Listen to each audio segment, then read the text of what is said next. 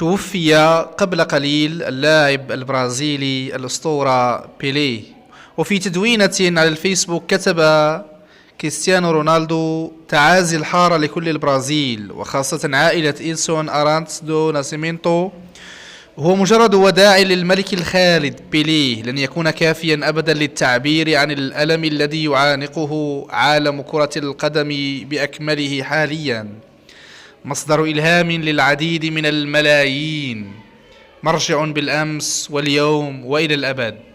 الحب الذي أظهرته لي دائما كان متبادلا في كل لحظة نتشاركها حتى من بعيد، لن ينسى أبدا، وستعيش ذكراه إلى الأبد في كل واحد منا.